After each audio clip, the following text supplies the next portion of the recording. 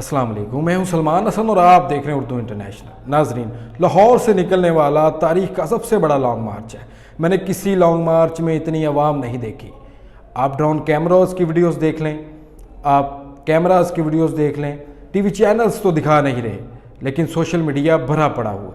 مسلم ممالک میں آج تک اتنے لوگ کسی بندے کی آواز پر نہیں نکلے، یہ الجزیرہ ٹی وی نیوز نے رپورٹ کیا ہے۔ مختلف انٹرنیشنل میڈیاز اس کی رپورٹنگ کر رہا ہے۔ سابق وزیر اعظم عمران خان نے لانگ مارچ میں شرکاء سے خطاب کرتے ہوئے D G I S I کو مخاطب کرتے ہوئے فرمایا، D G I S I سن لو، میں جو چیزیں جانتا ہوں اپنے ملک اور اپنے اداروں کی وجہ سے چپ ہوں۔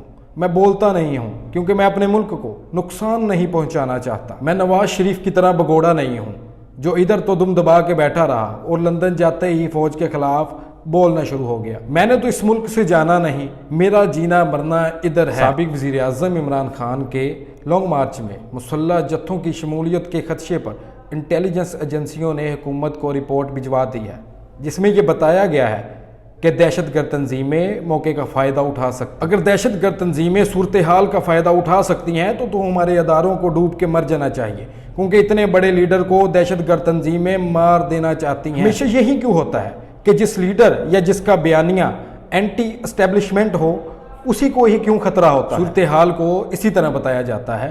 اگر ایسا کچھ ہوا تو بہت سارے لوگوں کو بہت ساری قیمت چکانی پڑے گی۔ اسی طرح کی مزید انفارمیشن اور سیاسی ویڈیوز کے لیے ہمارا چینل سبسکرائب کریں، لائک کریں اور بیل آئیکن کو ضرور پریس کریں تاکہ ہماری آنے والی ویڈیوز آپ تک پہنچتی رہے۔